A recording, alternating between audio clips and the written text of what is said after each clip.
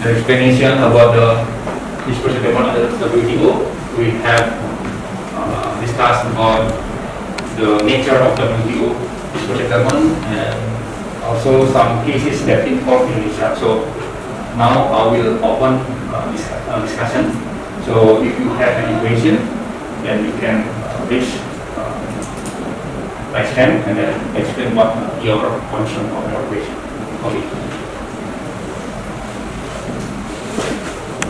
Okay, bagus.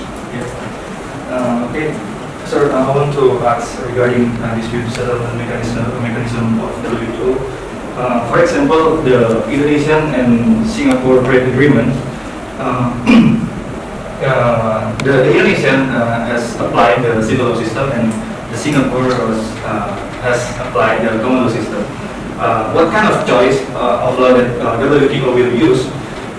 As you said before, that WTO will collaborate the law system between two parties, which is Indonesia or Indonesia and Singapore. And if so, how can WTO guarantee that the case between Indonesia and Singapore can be solved with a neutral law system? Okay, thank you. Bagus. So, I think Indonesia and Singapore are WTO member, right? So, whenever they want to take a case, there are two possible solutions. The first one, Indonesia and Singapore use negotiation process without involving third party. That's the first solution. But the second one, because they are both a member of WTO, of course, they have to follow WTO dispute settlement procedure. And when we use that kind of mechanism, then we have no choice. We have to follow. For example, when Indonesian cigarette producer doesn't agree with the Singapore government because the cigarette must be in the place decades, for example, then if they don't or fail to resolve the case using negotiation, they have to bring the case into the WTO. And there is no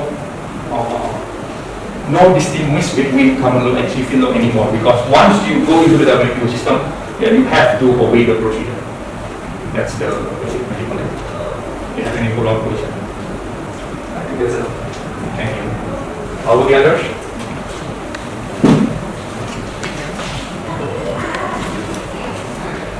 Yes, sir. Yeah. Thank you so much for this opportunity, sir. My question is about the cases that right now Indonesia has.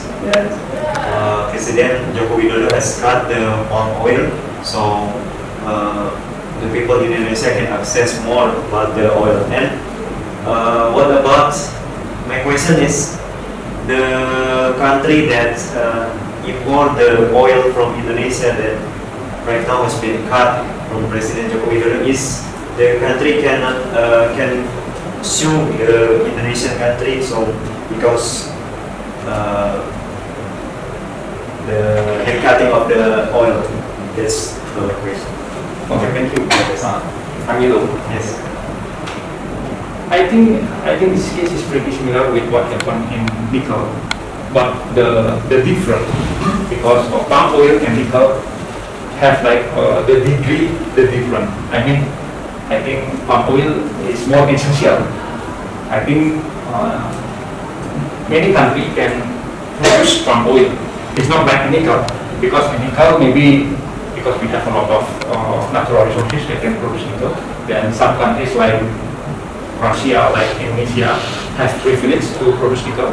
But what happened in palm oil, I think more countries can produce palm oil than countries that produce nickel. So, answering your question, of course, if importing countries get any impact or let's say benefit being damaged, benefit being disturbed by President Jokowi policy, then of course they can bring the case into the WTO. Because as you can see from the Article 23 of that, there are some situations enabling a WP member to bring the case before the biggest moment.